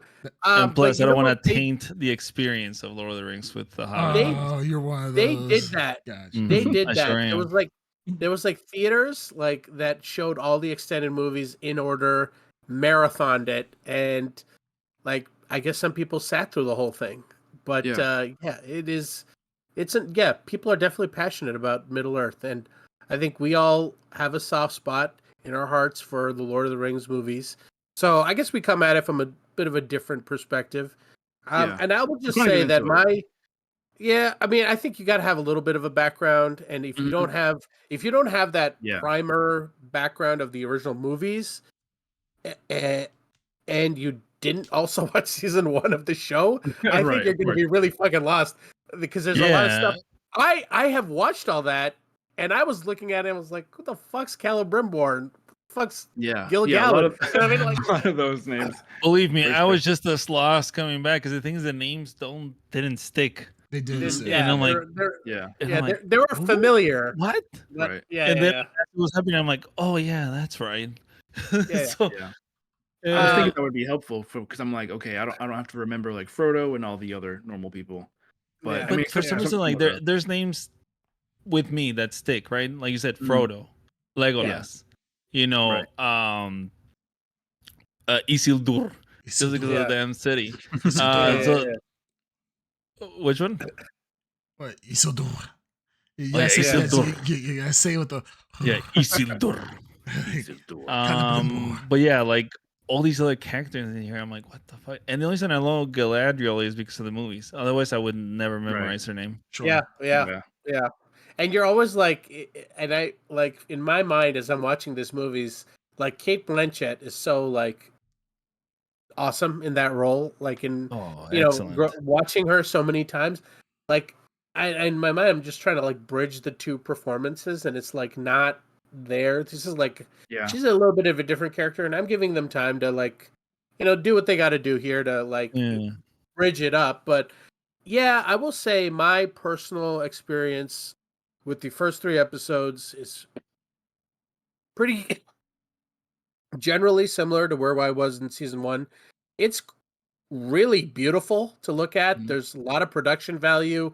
Like the money's there, and I hope they continue to tell the story. I don't care what people don't like it or not. I hope that they invest and tell the story because I think it's a big commitment, and I think Amazon's in for the whole commitment. I think it's like going to be like 4 seasons or 3 seasons. Is it 3? 3 seasons. Okay, 3 seasons. Perfect. 3 seasons are set. I don't know if it's gonna be more than that, but I think it's just 3. I think it feels like 3 seasons makes sense if right now they're at the point where they're crafting all the other rings, and they get to the prologue from the Fellowship of the Ring. Mm-hmm. So it makes Mhm. sense we can get to that within a season and a half or wherever we're at right now. So I kind of I'm in it to see it through.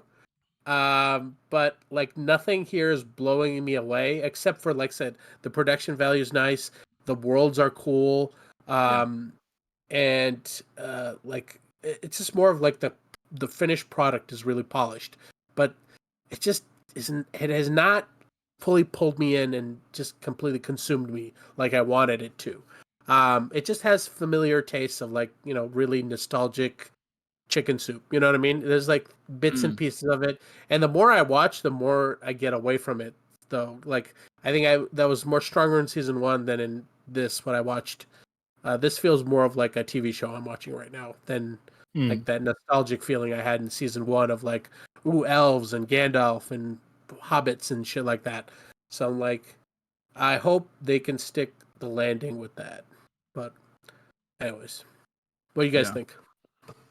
No, I'm wanting to get more into it. Like, I was just thinking of like a similar show, which would be Fallout, where I'm not like the biggest Fallout fan, right? I feel like a lot of other Fallout memes would probably fall off of me just because I'm not. I played Fallout 4 and Fallout, a little bit of Fallout New Vegas, and Fallout 3, but the TV show I felt like did a good job of having a pretty engaging narrative, and making you not feel super lost in like what's going on and kind of keeping you interested in that way. And for this show, it's not that I don't think it's interesting, but it is kind of hard to parse, kind of like like you were saying, without that background. Sometimes I feel like, Yeah.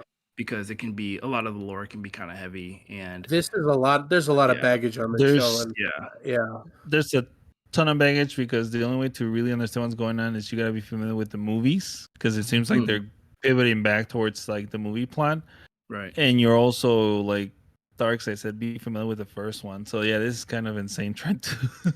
Yeah. and this whole TV show is based on like expanded lore for the movies, so it's even more like lore heavy exposition, names Yeah. and places and dates, than it is like characters on an adventure like the original movies are.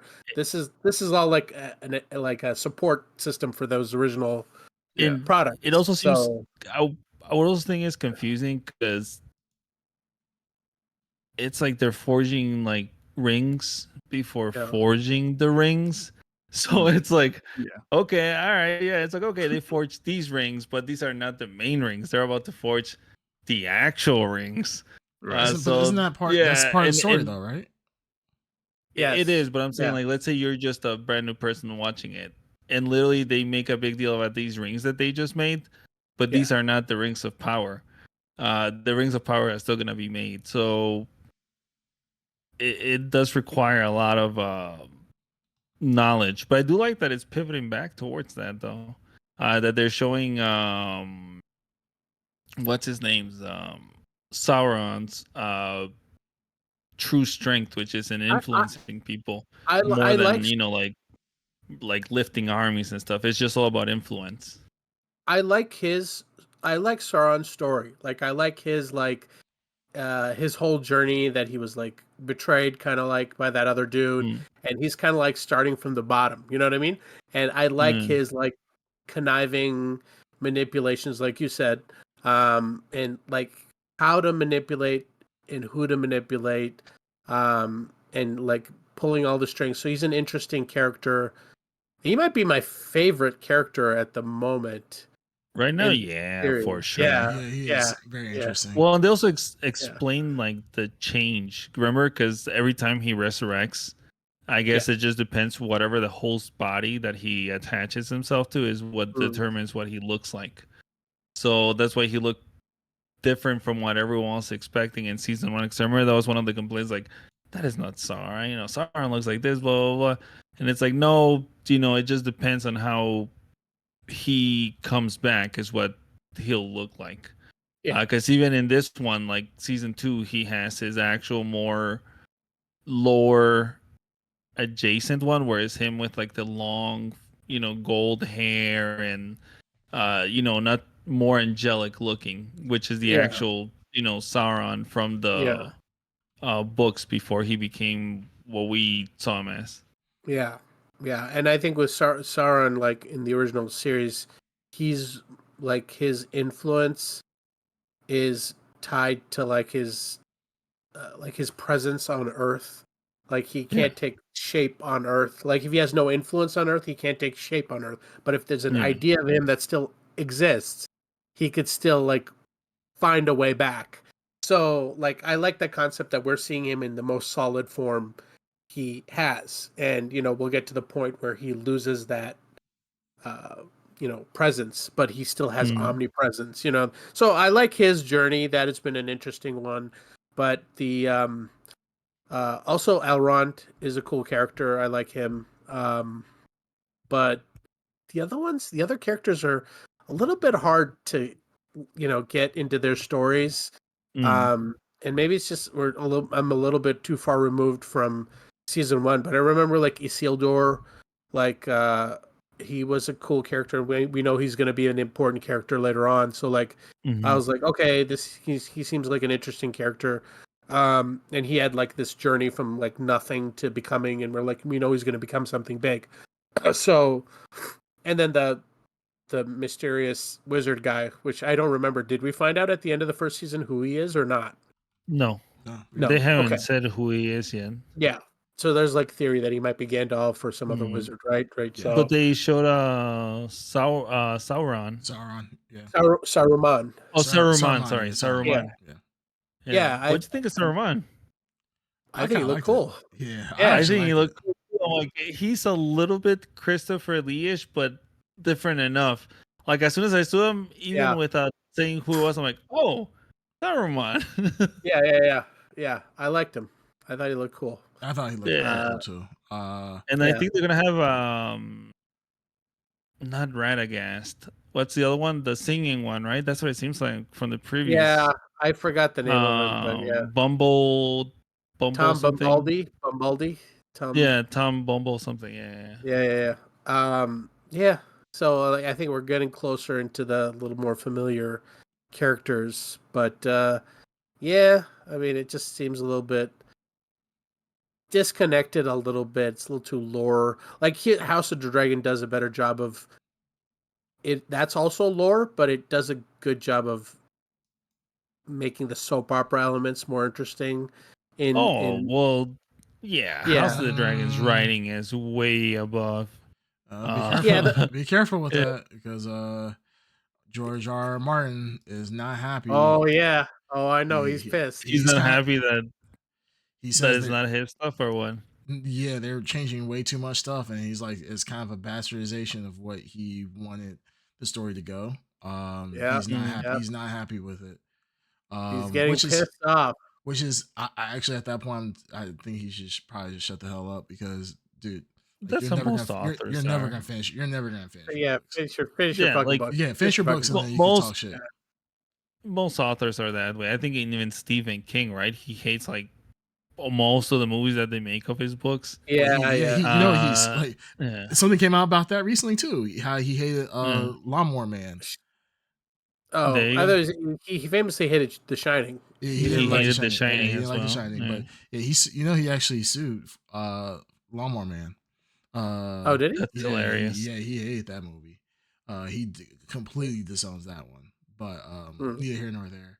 No, what'd you think? Honestly, I think this. It's definitely lore intensive. You get lost in these names, because you'll be like, Isildur.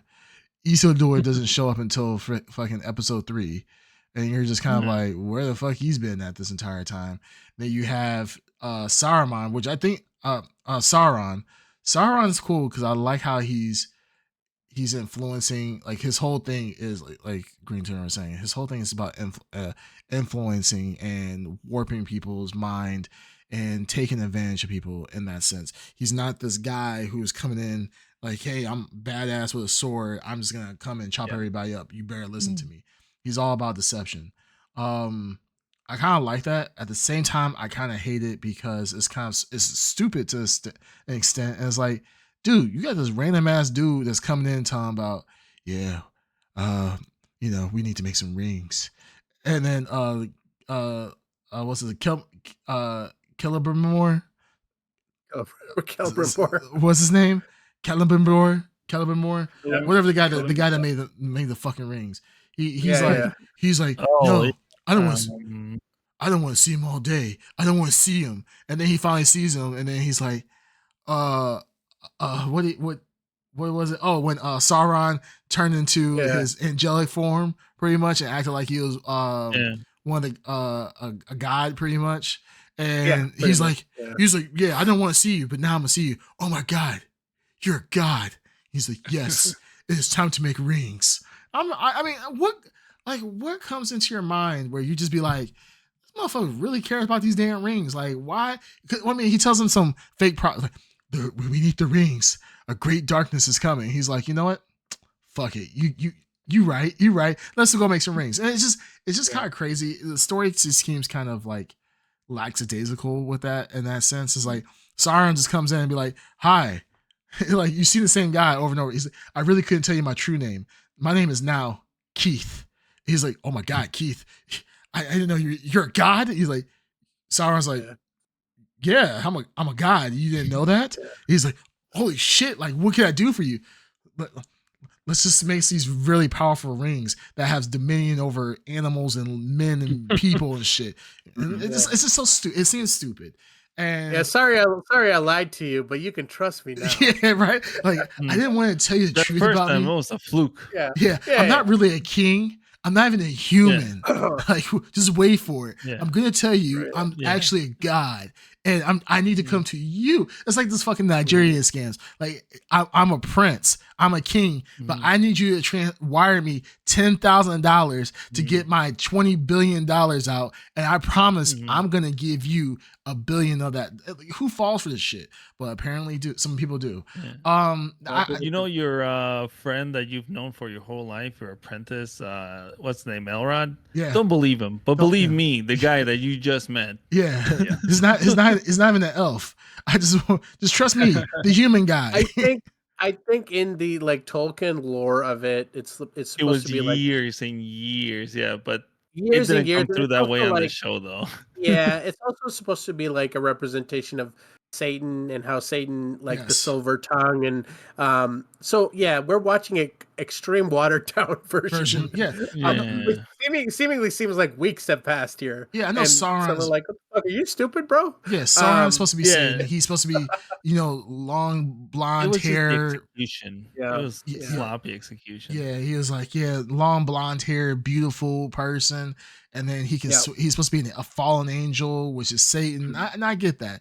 It just seems I'm not gonna lie, the backstory of Sauron, when they were showing him when he initially tried to go to the trolls, and they pretty much turned their back on him and they just absolutely murked the shit out of him. The one guy killed him with the crown. Yeah, he killed him with the crown. I was like, that's pretty. That was kind of funny. But the fact that Sauron fought back, he rebuilt his body, and then pretty much plotted his revenge. He went onto the ship, stole, found out a story and so forth. That was kind of interesting to see. But the rest of it is just, I'm getting kind of lost in the sauce. And I say that because going from season 1, the recap was kind of nice, but the recap wasn't enough. There's a lot of shit that they're trying to cram down your throat. And then you're going from season 1 to season 2.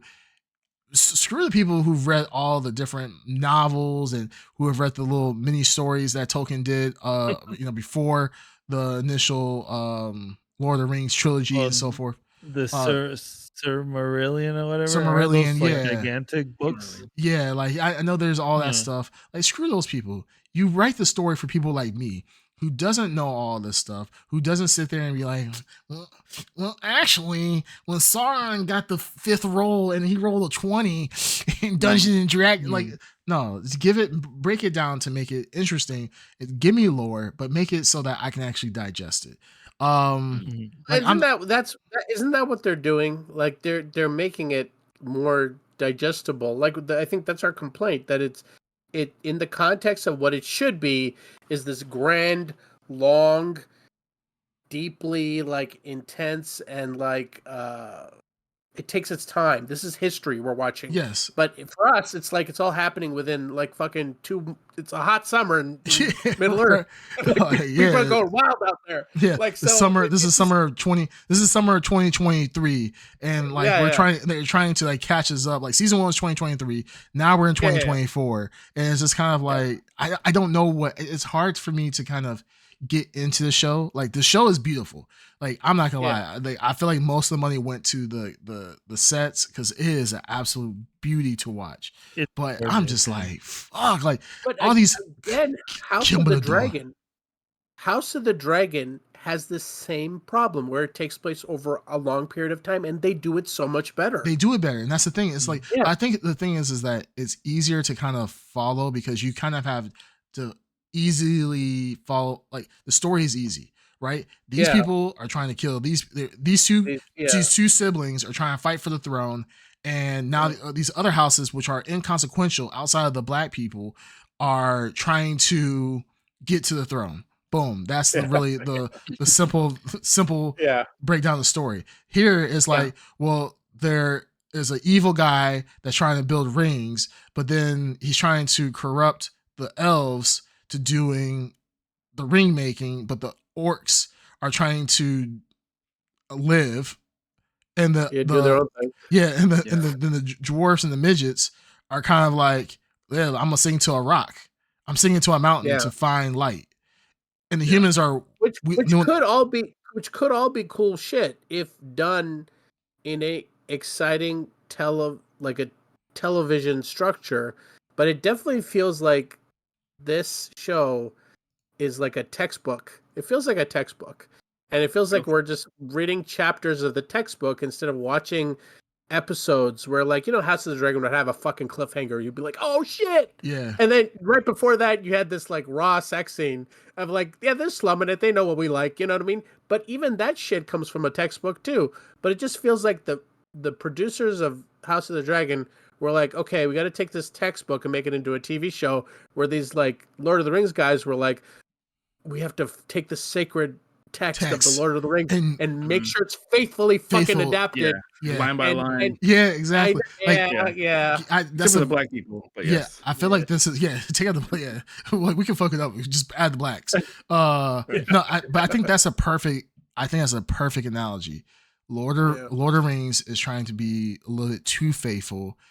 They don't make an organic story. It doesn't feel, to me right now, it doesn't feel organic. It feels like there's several plot lines that are going, and I don't know where they're ending, but they don't feel like they're part of an organic story. Like Isildur, what the fuck is he doing? I don't know what he's even doing anymore. But then like you have Game of Thrones, where everything is pivotal to one central story, and it just makes sense for at least right now. It just makes sense. You can conceptualize what's going on. So they're free to fuck it up a little bit, right? But if you fuck up Lord of the Rings, you're gonna get dragged. You know what I mean? You're gonna get dragged. But if you fuck up Game of Thrones, it's kind of already easy because the original series got fucked up in the end. So at this point, everything is a W. So the only thing you have to worry about is George R.R. Martin being mad. No one really cares. He's fucking pissed. They're like, go and sit down, fucking George R.R. Martin. Fuck you. Meanwhile, if you fucking tell Tolkien to sit the fuck down, you gonna get your ass kicked. Well, I mean, also he's already dead, so it doesn't really. He's already dead, but if you had like the fucking Tolkien estate, quintessential fucking fantasy novel of all time, you're telling that guy. It's the equivalent of telling George Lucas to sit the fuck down. You don't know what you're talking about in Star Wars. He actually didn't. I mean, because he made up the midichlorians. Jar Jar. I'm just thinking the midichlorians and Jar Jar Binks, and he's really the savior of Star. Like, shut up. But yeah, I mean, I see all the hate for.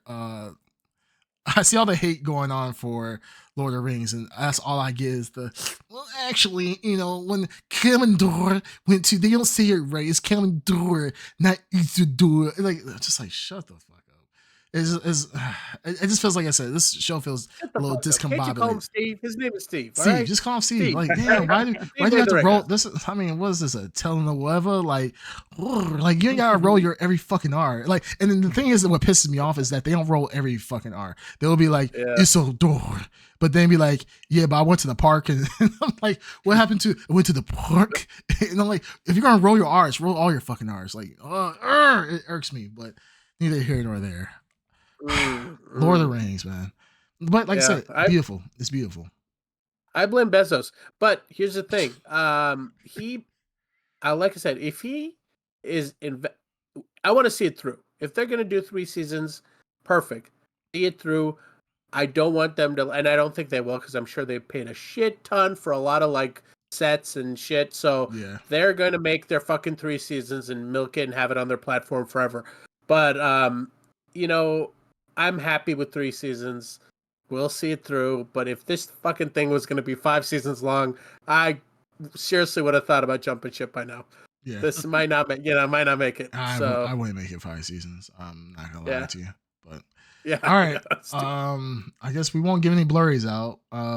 Do you guys want to give out blurries for the first 3, or you just want to hold it to the end? Nice. We just save it to the end. Just save it to the end. Yeah, let's save it. In the previews, we're gonna have Ents, and I like Ents, so that'll be cool. We can probably get those guys back in here. Who? Yes. 3 people. The tree people. Tree people. Oh. Is that what happened at the end of the third episode? Yeah. No. There was like this season on Rings of Power, and they showed I skipped that because I didn't want to be, because I mean I started watching that. I'm like, man, this shit looks epic as hell. I'm like, no, I can't watch this. Dude, I saw that whole thing. I still don't know what the fuck's gonna happen. Like I saw Ents, and I was like, oh, Ents, and that was it. They showed a whole bunch of shit. I have no memory of any of it. But it's all a colorful blur. Yeah, I mean, I saw they busted out the big ass eagles in episode 3, and I was just like, oh shit. And then how they like use the eagles to go against they use it pretty much, the eagle as like a coup, random eagle sighting. Well, the whole point of that, right, was that the eagle like Sauron, isn't it just like Sauron influencing that island? Well, I don't know if it's Sauron, but apparently I had to look this up because I was like, why the fuck is a random eagle coming in? I'm like, is the eagle about to give him freedom or some shit? Like, what the fuck's going on? Hell yeah. But that's the show. In the past, the father that died, the king that died, it was a way to get people. It was an omen that people used. It was an omen to trust that king. That was the significance of that. And because it dropped when the daughter was about to be coronated, it should have been a symbol for them to trust in the daughter. Instead, the other guy was like, yeah, use it for me. I'm the chosen one. And that's what it was. Yeah, that's what it was about. Okay. So anyhow. All right. That is it. There's not much else to talk about there. We'll just save our blurs. Yeah, we'll save our blurries. And really quick, I know something that we want to talk about, and let's give this 2 minutes. Minecraft movie trailer dropped. I totally forgot about it. Trailer dropped. I'm not gonna lie, I feel like the trailer is about 15 years too late, and it looks like shit. That's my review. Did anybody else watch it? I watched it. It looks like Borderlands. This is the worst time to drop a trailer after the Borderlands fiasco. I feel like you should know better at this point, but someone still decided to drop this. I would have been like, yeah, you know what? Fuck it. I mean, this in the spirit of this has been going on for a while, right? Jumanji, they all follow like this same formula. You get a bunch of like, celebrities or whatever big name you can afford, and just throw them into a weird video game or cartoon movie. Yeah. It's so fucking random. Why is Jack Black in there? What? Or Jason Momoa. Like the hell? Are these who the kids want to see? Right? Like the little children are gonna want to see it anyway. I don't understand why they would cast these people. Like kids love Tenacious D. Yeah, I mean, like no matter who they put, the kids would have forced their parents to go see this movie, right? Yeah, it's a Minecraft movie, so it's and the thing is, like, they had the Minecraft story mode thing, which people were like, this makes it look like a masterpiece, which I felt like that movie, because my daughter loved it. It was actually well written for being there was a a Minecraft. I'm sorry, there was a movie already? So Minecraft story mode was a game, a Telltale game originally. Oh, okay. That okay. I think you said movie. Yeah, I was gonna say that. I missed Well, it was on Netflix for a hot minute where you could just watch it, but it was sort of like a choose your own adventure type thing. Okay, gotcha. And it was done in the style of Minecraft characters, right? Yeah. And so I don't know why they simply just didn't go that route versus putting all this is money it just into to me, or do you think that this would have worked better as like a Pixar type animated movie? You know, like more either that or the story mode version. Yeah. Any sort of animated versus live action. I don't think it seems like bad green screen is going on here. Like it just seems like they've made an active decision not to like kind of sync the real world and the real actors, and to try to keep the Minecraft world looking like Minecraft, which is, might be the right decision, but it just looks weird with the real people running around. Sure. So I don't know. Like I don't know who's appealing to. I mean, we all know it's appealing to like a whole generation of people, which probably will make it a hit, right? So that's the thing. It's like, I mean, the kids will want to see it anyway, naturally. Yeah. But like the like the magic that the Mario movie had, it's not there. Like, you know what I mean? For a property that's very big, like a huge property, right? So should have been a slam dunk. Should have been. Yeah. Dreamcast?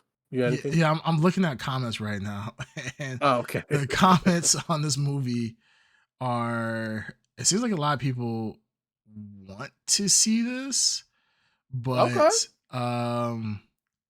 it's positive. You're saying it's generally positively being received. Well, some people. It depends. Like some people are saying, I need to write an apology letter to Minecraft Story Mode, which has 149,000. 149,000 likes on that comment. They said someone tell Jack Black he doesn't have to say yes to every video game adaptation, which I think that's fair. Yeah. Somebody because the money's too good. He was in Jumanji. The money's too good. Was he in Borderlands? Was he in Borderlands? He was in Borderlands and he was in Jumanji. He was in Claptrap, whatever.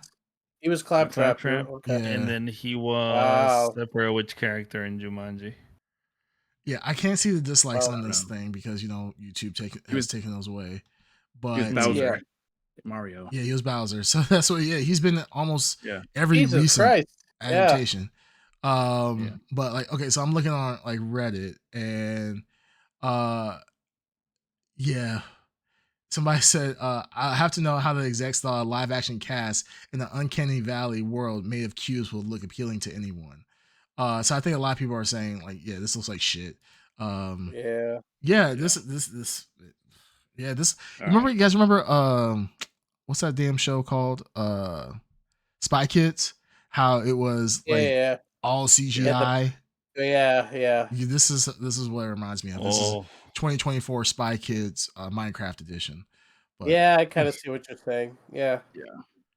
We'll see. I'm sure it'll make money because of the property. So just want to talk about it. Yeah, we'll make some money for sure. Yeah, it will. But I just want to talk about it just because I know that was the trailer just dropped today. So yep. I'm depressed all over again.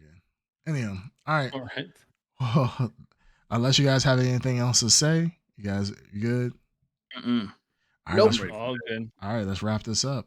All right, ladies and gentlemen, this has been episode 136 of the Blrd podcast. You can catch us on all major podcasting and streaming platforms, and catch us live on twitch.tv/the Blrd podcast. Until next time, blur you later. Blur you later. Blur you later.